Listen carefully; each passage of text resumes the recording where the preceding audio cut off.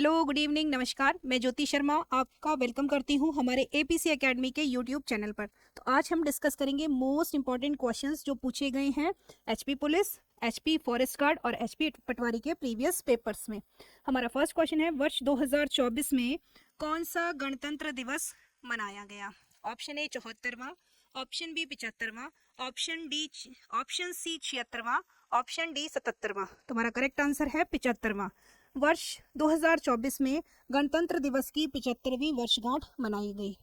अच्छा, गणतंत्र दिवस मनाते क्यों है? क्योंकि इस दिन हमारा संविधान लागू हुआ था। कब लागू हुआ था? 26 जनवरी 1950 को।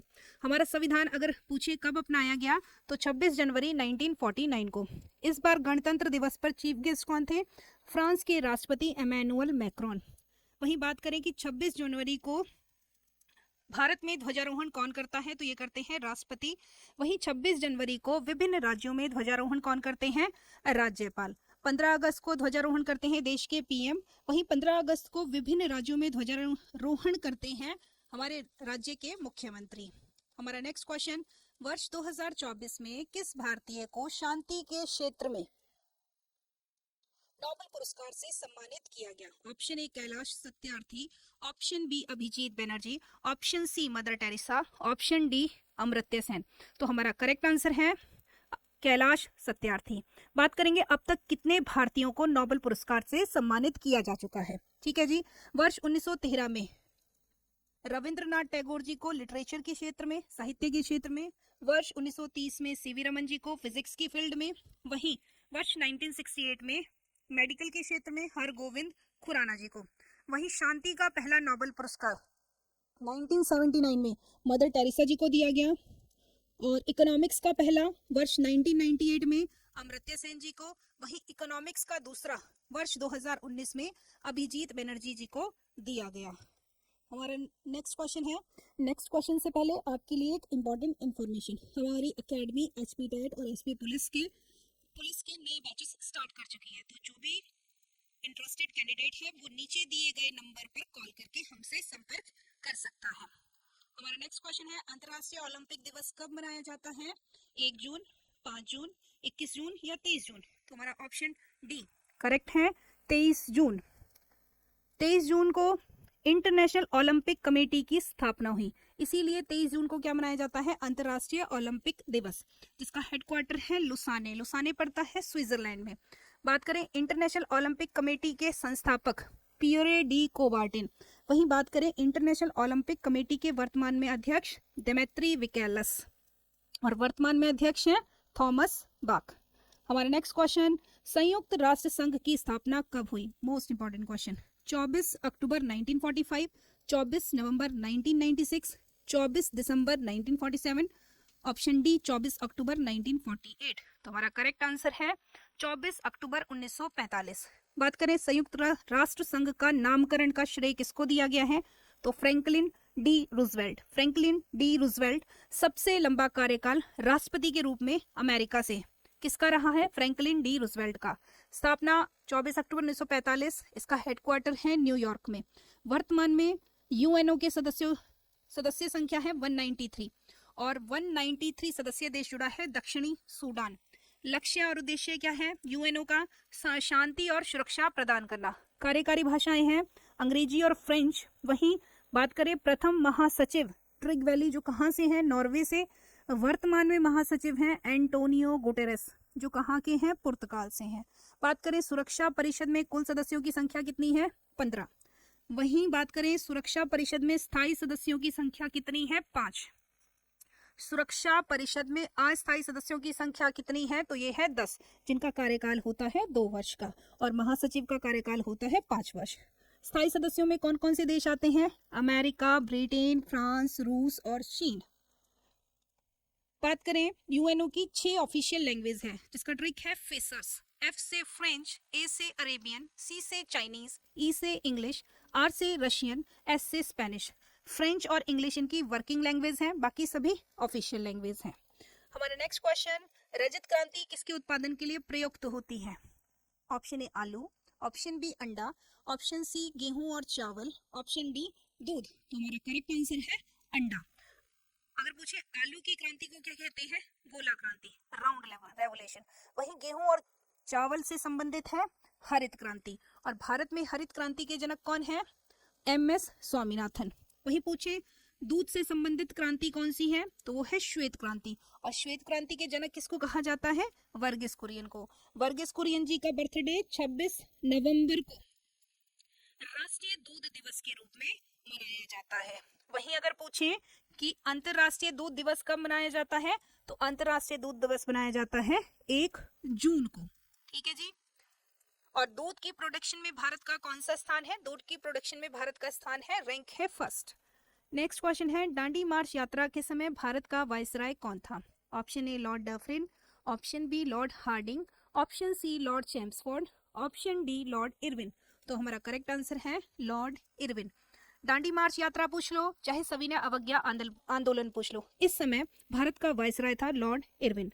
बात करें दांडी मार्च यात्रा की शुरुआत कब और कहां से हुई, तो दांडी मार्च यात्रा की शुरुआत 12 मार्च 1930 से 6 अप्रैल 1930 तक रही। कहां से स्टार्ट हुई? गुजरात के साबरमती आश्रम से। अगर पूछे नमक सत्याग्रह किसको बोलते हैं, तो दांडी मार्च यात्रा को ही नमक सत्याग्रह कहते हैं। कितने दिन की यात्रा थी? 24 दिन की यात्रा थी। कितने अनुयायी थे गांधी जी के पीछे? 78 अनुयायी थे। कितने मील की यात्रा थी? 240 मील की यात्रा थी। Governor general Lord Irwin. पूछा जाता है कि सविनय अवज्ञा आंदोलन की शुरुआत कब हुई भारत में, तो आपने ये डेट याद रखनी है, 6 अप्रैल 1930 को गांधी जी ने नमक बनाकर सविनय अवज्ञा आंदोलन शुरू किया। हमारा नेक्स्ट क्वेश्चन है, राउरकेला स्टील प्लांट किसके सहयोग से स्थापित किया गया? Option A Britain, option B Germany, option C America और ऑप्शन डी है रूस। तो हमारा करेक्ट आंसर है जर्मनी। भारत में मेनली 4 स्टील प्लांट है, जहां से एक स्टील प्लांट जरूर आता है वेपर में। तो बात करें राउरकेला स्टील प्लांट उड़ीसा में है, जिसकी स्थापना हुई है जर्मनी देश की सहायता से।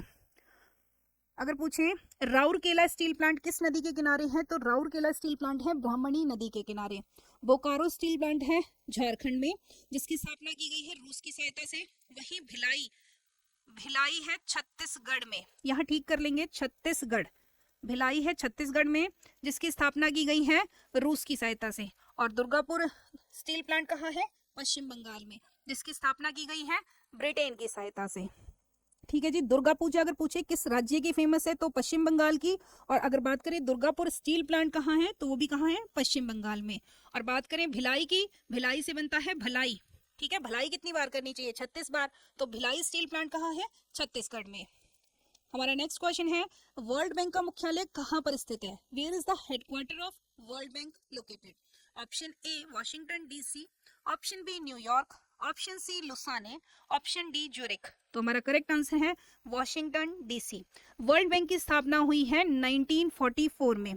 किस सम्मेलन में? ब्रिटन वुड्स सम्मेलन में। मेंबर कंट्रीज हैं 189। वर्तमान में प्रेसिडेंट हैं डेविड मालपास। और इनका हेडक्वार्टर कहाँ है वर्ल्ड बैंक का? वॉशिंगटन DC में। हमारा नेक्स्ट क्वेश्चन, भारत का पहला सफल परमाणु परीक्षण राजस्थान के पोखरण में कब हुआ? Option A 1974, option B 1998, option C 1999, option D 1900। तो हमारा करेक्ट आंसर है 1998। भारत का पहला सफल परमाणु परीक्षण राजस्थान के पोखरण में हुआ 11 मई 1998 को। बात करेंगे भारत का जब पहला सफल परमाणु परीक्षण हुआ, तो उस समय प्रमुख व्यक्ति कौन कौन थे? ठीक है जी। उस समय भारत के प्रधानमंत्री थे अटल बिहारी वाजपेयी जी।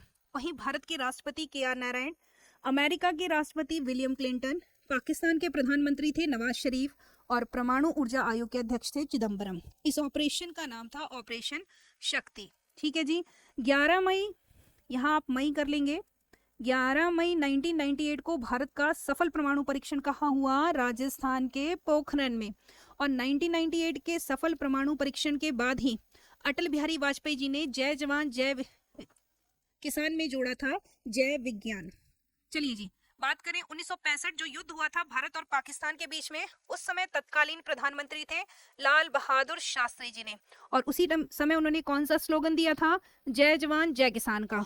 और प्रथम सफल परमाणु परीक्षण के बाद अटल बिहारी वाजपेयी जी ने इसमें क्या जोड़ा? जय विज्ञान। 1998 में परमाणु परीक्षण के बाद 11 मई, यहाँ भी आप मई कर लेंगे, 11 मई को हमारे भारत में नेशनल टेक्नोलॉजी डे के रूप में मनाया जाता है। एक्स्ट्रा पॉइंट्स की बात करें तो अमेरिका द्वारा 6 अगस्त 1945 को जापान के हिरोशिमा पर पहला परमाणु बम गिराया गया, जिसका नाम है लिटिल बॉय। वहीं ठीक 3 दिन बाद 9 अगस्त 1945 को अमेरिका ने जापान के नागासाकी पर दूसरा परमाणु बम गिराया, जिसका नाम है फेटमैन। चलिए जी, हमारा लास्ट क्वेश्चन, भारत में सर्वप्रथम पंचायती राज की शुरुआत कब हुई? ऑप्शन ए 2 अक्टूबर 1953, ऑप्शन बी 2 अक्टूबर 1957, ऑप्शन सी 2 अक्टूबर 1959, ऑप्शन डी 2 अक्टूबर 1963। तो हमारा करेक्ट आंसर है 2 अक्टूबर 1959। अगर पूछे पंचायती राज से संबंधित कौन सा संशोधन है, तो 73वां संवैधानिक संशोधन किससे संबंधित है? पंचायती राज से संबंधित है। आर्टिकल अनुच्छेद किसकी बात करता है? पंचायत के गठन की बात करता है और उनको शक्तियों देने की बात करता है। पंचायती राज व्यवस्था के कितने स्तर हैं? 3 स्तर हैं, जिला परिषद, पंचायत समितियां और ग्राम पंचायत। शुरुआत कब से हुई? 2 अक्टूबर 1959 राजस्थान के नागौर जिले से। पंचायत का सदस्य बनने के लिए न्यूनतम आयु कितनी चाहिए?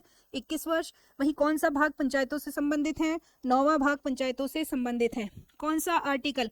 आर्टिकल 243A से लेकर आर्टिकल 243O तक पंचायतों से संबंधित है।